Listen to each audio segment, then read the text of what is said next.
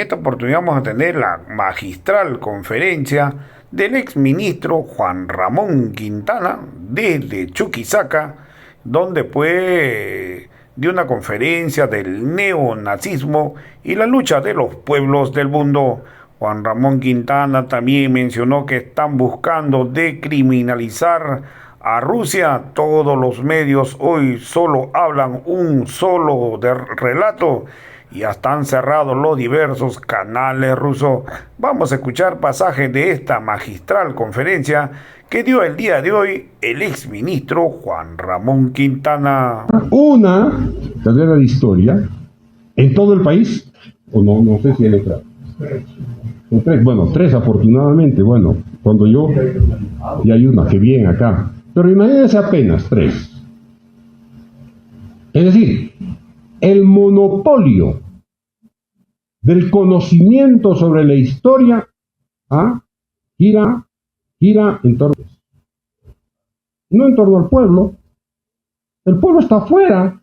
El pueblo está fuera de los grandes acontecimientos de la historia, porque además las élites han decidido que el pueblo esté fuera.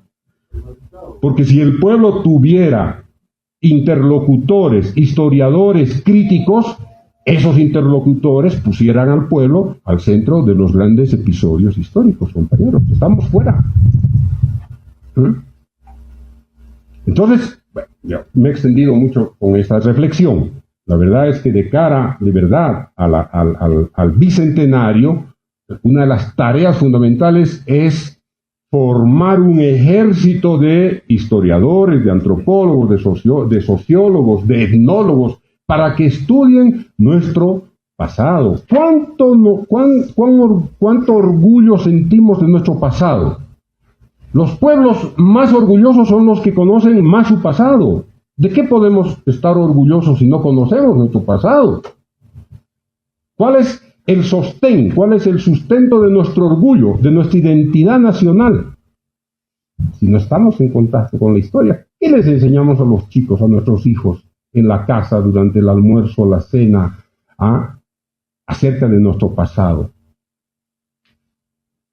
Porque nosotros no tenemos nada que ofrecer a nuestros hijos, porque nosotros tenemos son prejuicios, son mitos, son datos insuficientes, además, yo diría, deliberadamente modificados. Entonces, me temo que le debemos al país, como sociedad, como gobierno, como instituciones públicas, tenemos una gran deuda con el país, de verdad. Y con las generaciones que vienen, mucho más ahora, que solamente dependemos del Internet, que dependemos de Wikipedia. Wikipedia se ha convertido, compañeros, en la enciclopedia, ¿no es cierto?, de mayor acceso global, y obviamente Wikipedia nos ofrece lo que le da la gana, pues, a Occidente. ¿Dónde están los datos? ¿Dónde están las bases de datos de Wikipedia? No están en el archivo de Sucre, de Buenos Aires, de Río de Janeiro o de México. Está en Estados Unidos o en Europa. Entonces nosotros consumimos, incluso en nuestras consultas más elementales, información deformada, insuficiente, deliberadamente manipulada. Entonces, ahí tenemos de verdad una gran deuda. Para eso están nuestros diputados, nuestros senadores, para que trabajen, emitan resoluciones legislativas ordenando al Ejecutivo que haya más inversión en investigación, en ciencia, en tecnología, en equipamiento, etcétera, etcétera, ¿no? Para acá, más recursos y obviamente ojalá las universidades cumplan con su responsabilidad de formar buenos historiadores. Bueno, hasta ahí el comentario que me inspira a estar aquí en el archivo, ¿no? Y ojalá les toque también a ustedes esta autocrítica. Bueno, la idea de esta charla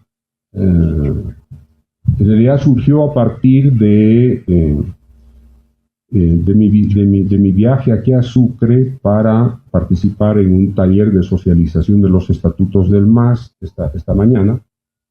Y hace 48 horas yo le pedí al compañero Pepe Lambertín, le dije, mira, si tienes posibilidades de tomar contacto con algunos compañeros de los distritos que quisieran intervenir en un debate sobre el conflicto de Rusia y Ucrania, podemos hacer un pequeño coloquio, ¿no? Ya que estoy en Sucre y me voy a quedar en Sucre por lo menos a dormir una noche, entonces aprovecharemos el tiempo, ¿no? Y le agradezco por eso a Pepe por sus coordinaciones para que se pueda dar este pequeño conversatorio, ¿sí? ¿De qué se trata? Básicamente de hacer algunas reflexiones en torno al conflicto, ¿no? Yo estoy, como todos ustedes, estamos siguiendo con mucha preocupación el conflicto Rusia-Ucrania. Como todos ustedes, estamos consumiendo el 99% de información que proviene de medios de comunicación hegemónicos, occidentales, y que nos están ofreciendo un panorama acerca de ese conflicto sobre el cual muchísimos de nosotros no tienen la suficiente información como para contrastar, ¿sí? Entonces, estamos siendo bombardeados. Yo diría que hay dos bombardeos globales en este momento. Un bombardeo global de Occidente sobre este conflicto. Y cuando digo Occidente, estoy pensando en Estados Unidos y la Unión Europea. Occidente. Estados Unidos incorpora al mundo occidental esta parte de esta región, América Latina. Para Estados Unidos, Occidente es América Latina, el norte de la región, Norteamérica, digamos, y la Unión Europea. Eso es Occidente, ¿sí? El resto no es Occidente. El resto son otras culturas, otras civilizaciones. Entonces, estamos escuchando, estamos viendo, estamos leyendo un conjunto de informaciones acerca de este conflicto entre Rusia y Ucrania. El resultado es que tan machacona es la información que gran parte de nuestros compañeros terminan creyendo el relato de Occidente. Y el relato de Occidente, se lo sintetizo, es que Rusia ha invadido Ucrania. Ese es el relato de Occidente. Es el relato que quiere Occidente que nosotros creamos. Y para eso, todos los días, lo que nos presentan es un conjunto de informaciones segmentadas, deliberadamente preparadas. Rusia bombardeó un hospital de niños. Rusia bombardeó un hospital de mujeres y de ancianos. Cortó las líneas de provisión de energía eléctrica. Dejó sin abastecimiento a las ciudades, etcétera, etcétera. Sí, aquí hay un ánimo rusofóbico, hay como una tendencia rusofóbica, que significa que criminalizar a un sujeto, en este caso estatal, como Rusia, ¿sí? Esto es lo que todos los días estamos, y obviamente no solamente están los grandes medios de comunicación, como France Press, como CNN, como la BBC de Londres, todos los medios occidentales se han acoplado para vendernos un solo relato. No hay posibilidad de un relato alternativo en este momento. Ojo, ya han ido mucho más lejos. Occidente ha ido muchísimo más lejos. Ahorita vamos a ver el talón de Aquiles de Occidente en materia de comunicación, en materia de democracia. es que los países occidentales, especialmente Europa, han sacado de los canales de televisión a los canales rusos. Los canales rusos estaban presentes en la grilla de los países de Europa, en Alemania, en Francia, es decir, en los idiomas de cada país. RT, que es Russia Today, estaba presente en inglés, en francés, en alemán, en portugués, en Europa. La han sacado, compañeros. Y los occidentales, Europa, lo que siempre ha promovido es la libertad de expresión, ¿no es cierto?, como un fundamento de la democracia. Lo que quiere decir que Europa acaba de matar una parte de la democracia, porque no permite que circule la información, la vocería de los rusos en Europa. Y entonces los europeos, fíjense las consecuencias, los europeos no tienen acceso a la información más objetiva, no digo verdadera, pero a la información más objetiva del conflicto. Como por ejemplo, que los ucranianos estaban desarrollando pruebas biológicas en sus laboratorios con ayuda de los Estados Unidos. Claro, y entonces el bombardeo contra Rusia es que Rusia es un país invasor, es un país destructor que está poniendo en vilo la seguridad nuclear no solamente de Europa, sino del mundo. Muy bien. Entonces, estos temas son los que preocupan, mis compañeros, compañeras. Esta unilateralidad, que es consecuencia de la política unipolar de Occidente.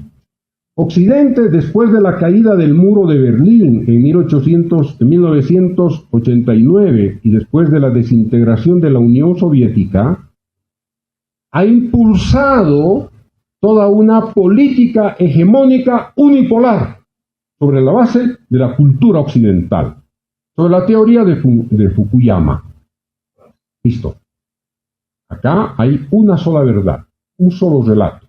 Occidente ha ganado la disputa entre el comunismo y la cultura occidental, cristiana, democrática, ¿no es cierto?, tolerante. Después de 1990, cuando se desintegra la Unión Soviética, solamente, por lo tanto, como dice Fukuyama, es el fin de la historia.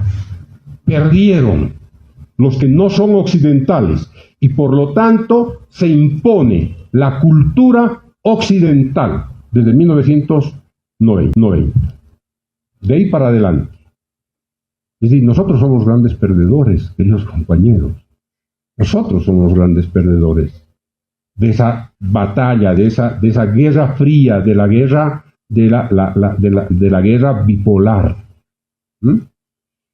Y entonces, para reafirmar este dominio unipolar, este sobredimensionamiento de la cultura occidental, que además nos están diciendo que es la única cultura de pie, dominante, hegemónica, y es la que debe gobernar el mundo sobre la base de una política económica, de una política cultural, ¿no es cierto?, finalmente de una ideología. Neoliberalismo, no hay soberanía entre los estados, libre mercado, y consecuentemente los ciudadanos se convierten en, más que en ciudadanos, en consumidores. Es decir, hay un aplastamiento a la diversidad cultural, a la diferencia cultural. ¿No es cierto? Los indios que moderarse, y el camino de la modernización de Dios para este lado es que opten por el neoliberalismo, por el libre mercado, porque de esa manera van a ser modernos, se van a parecer a los europeos o a los norteamericanos. No nos dan más opciones. Y aquellos países que se atreven a mantener cierta diversidad, a mantener su identidad, se los pasan por encima económicamente o políticamente. Y además son declarados enemigos de la hegemonía norteamericana o enemigos de la hegemonía occidental. Es importantísimo tomar nota de este punto de ruptura, de este momento de inflexión que es 1990. Fíjense, 1990 se declara también el fin de la Guerra Fría y el surgimiento de otra guerra. Porque para dominar el mundo globalmente, para dominar, necesita legitimidad discursiva. ¿Y cuál es la legitimidad de Occidente para dominar el mundo? Que el mundo es ingobernable en materia de, y por lo tanto, la segunda global que se declara contra el mundo es la guerra contra el narcotráfico. Y entonces la guerra contra el narcotráfico sirve como pretexto para la injerencia del mundo occidental sobre aquellos países que no necesariamente están alineados al bloque occidental, a los Estados Unidos y a la Unión Europea. Hasta hace pocos años, prácticamente la guerra contra el narcotráfico ya se ha declarado como una guerra fallida, como una guerra perdida, ¿sí? Porque resulta que cuanto más dinero, más armas, más recursos para la lucha contra el narcotráfico, hay más lavado de dinero, hay más santuarios financieros, hay más armas, hay más muertos y hay más droga. Fantástica la guerra contra el narcotráfico, compañeros. La guerra contra el comunismo, ¿qué es lo que produjo? Lo que produjo fue el desarrollo de una economía del capitalismo de guerra, que es la industria de las armas. Porque en esta disputa entre Occidente y no Occidente, los países no occidentales, los Estados Unidos y la Unión Soviética tuvieron que invertir, gastar muchísima plata en armas fundamentalmente nucleares, armas convencionales, ¿no es cierto? Y entonces gran parte de sus presupuestos los destinaban a esta guerra estéril entre Estados Unidos y la Unión Europea y los países de la ex Unión Soviética.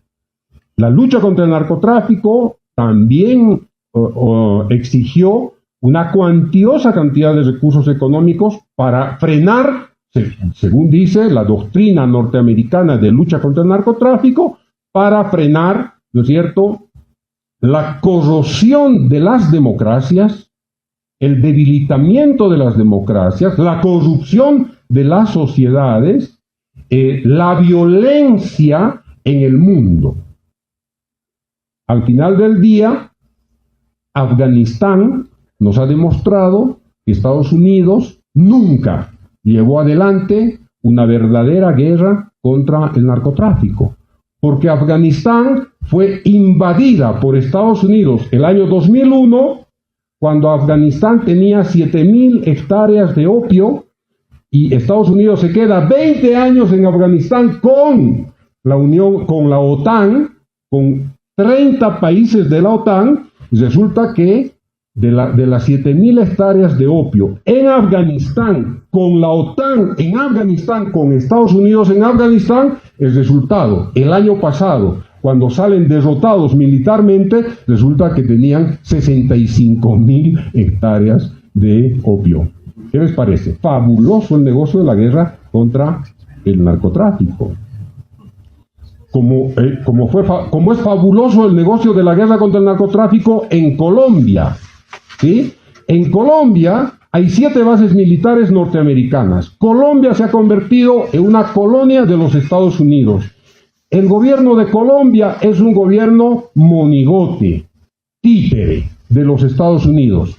Y dice que Estados Unidos combate la lucha contra el narcotráfico en Colombia. Y resulta que Colombia es el primer exportador neto de cocaína en el mundo. Es el tercer país que recibe asistencia militar, económica y social de Estados Unidos en el mundo, después de Pakistán, Israel y Colombia. Colombia recibe la mayor cantidad de recursos económicos a través de USAID para la lucha contra el narcotráfico. Y Colombia recibe la mayor cantidad de recursos de apoyo para el desplazamiento de las personas que están afectadas por la guerra interna, por la guerrilla, ¿no es cierto? Y resulta que Colombia es el país que más produce cocaína, es el país que exporta la mayor cantidad de cocaína a los Estados Unidos, pero, fíjense, resulta que Colombia nunca aparece en los informes de antidroga del Departamento de Estado como uno de los países mayor productor de cocaína en el mundo. Y nosotros, que hemos hecho un extraordinario esfuerzo en materia de lucha contra el narcotráfico, que hemos desarrollado un modelo nacional de lucha contra el narcotráfico, que hemos nacionalizado la lucha contra el narcotráfico, que no tenemos violación de derechos humanos, que tenemos un diálogo con los cocaleros, que no usamos agroquímicos, que no llevamos las fuerzas policiales para reprimir a los cocaleros, resulta que nosotros somos los que estamos cuestionados en materia de lucha contra el narcotráfico. Es espectacular, ¿no es cierto? Sí, nosotros tenemos 25.000, 30.000 hectáreas de coca, compañeros, y los colombianos tienen 140.000. ¿Y a quiénes castigan? ¿A quiénes sancionan políticamente? O sea, nosotros. ¿Por qué? Porque nosotros no somos de la órbita sumisa del imperio norteamericano. Y quieren acusar al compañero Evo, a los ministros de gobierno, etcétera, etcétera, de vinculación con el narcotráfico. Cuando el mayor vinculado al narcotráfico es el presidente colombiano, que proviene además, ¿no es cierto?, del circuito de financiamiento político del narcotráfico al partido de Duque y al partido de Pastrana y al partido que son los liberales colombianos, ¿no es cierto?, a quienes además les otorgan visa, les dan los medios de comunicación, ¿no?, y además les permiten que fustiguen a los gobiernos progresistas de América Latina y del mundo. Es espectacular. Bueno, no solamente, fíjense, para legitimar el dominio occidental, además de la guerra contra el comunismo, además de impulsar la guerra contra el narcotráfico, resulta que no se encajan la guerra contra el terrorismo. Y para eso, el pretexto, el ataque a las Torres Gemelas de Nueva York. Y desde el 11 de septiembre del año 2001, Estados Unidos y la Unión Europea gastan cifras fabulosas para luchar contra el terrorismo. Y fíjense, la lucha contra el terrorismo lo que hace es promover la guerra contra aquellos países que tienen recursos naturales estratégicos en el Medio Oriente. Porque dicen que los terroristas están en Afganistán, están en Yemen, están en Irak, están en Libia y están en Siria. Y hasta el día de hoy, Estados Unidos ha perdido la batalla de la lucha contra el terrorismo. Pero lo mismo, lucha contra el comunismo, lucha contra el narcotráfico y lucha contra el terrorismo, compañeros, son parte de la misma ecuación que sirve para que Occidente pueda intervenir nuestras naciones, imponiéndonos modelos políticos, modelos económicos, disciplinamiento fiscal a través del Fondo Monetario Internacional. Si nosotros no somos objeto del veto, de la sanción, del castigo de un organismo internacional, porque somos una sociedad comunista, nos achacan que somos una sociedad narcotraficante, y si no, nos dicen que somos terroristas. Es decir, estamos cercados. No hay escapatoria para los países que no comulgan con Occidente. Y hoy día, lo que está ocurriendo en Ucrania y en Rusia es parte de esta ecuación geopolítica. En realidad, ese conflicto, compañeros, de Rusia y de Ucrania, mi percepción, estoy hablando de una opinión muy personal, yo creo que es un conflicto que no necesariamente hay que mirarlo a partir del discurso de Occidente, que lo que está planteando es una invasión rusa sobre Ucrania. Creo que es importantísimo mostrar el conjunto de elementos que forma parte de este mapa geopolítico, porque si vemos una partecita vamos a correr el gran riesgo de equivocarnos y vamos a precipitarnos en una conclusión, que es que Rusia efectivamente es un país que está invadiendo a Ucrania. Yo no voy a explicar, porque necesitaría muchísimo tiempo, mucho tiempo, para explicar los detalles, los pormenores de este conflicto.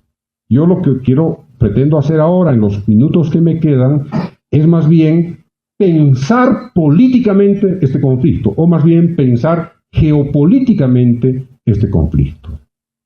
Porque no voy a llegar a una conclusión objetiva si empiezo a detenerme en que si los rusos están utilizando armas nucleares o están invadiendo por el norte o por el sur, o si los rusos están bombardeando niños o escuelas, etc.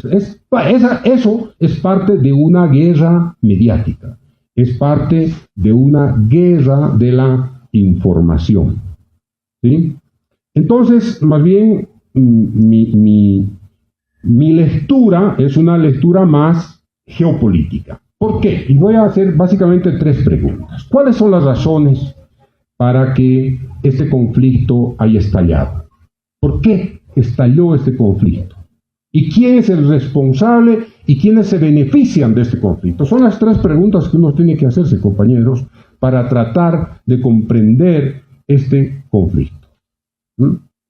Quiero recordarles que el presidente Putin, desde hace 8 años, y pueden revisar el internet, desde hace 8 años, le ha planteado a la OTAN un problema que debía ser resuelto, y que de alguna manera fue resuelto en lo que se llama el Acuerdo de Minsk, que planteaba que Ucrania se mantenía neutral, que Ucrania no iba a formar parte de la OTAN, es decir, de la Organización del Tratado Atlántico, ¿no es cierto? Es decir, de la alianza con Estados Unidos, que Ucrania se iba a mantener neutral. ¿Por qué se iba a mantener neutral Ucrania? Por una razón fundamental, porque si Ucrania formara parte de la OTAN estaría llevando la frontera nuclear a las puertas de Rusia. Yo creo que no hay ningún presidente en el mundo aceptaría que la frontera nuclear se la trasladen a la puerta de casa y se quede con los brazos, ¿no es cierto?, cruzados y no diga nada, porque no es solamente Ucrania la frontera nuclear que ha llevado la OTAN a las puertas de Rusia, compañeros. Les recuerdo que la OTAN en 5 momentos, desde 1990 hasta el año 2021, lo que ha hecho ha sido llevar la frontera militar, ha militarizado la frontera con Rusia. Es decir, ha llevado todo el arsenal militar a la frontera con Rusia para cercar Rusia. Y lo ha hecho en los países del Báltico, Letonia, Estonia, Lituania, lo ha hecho con Polonia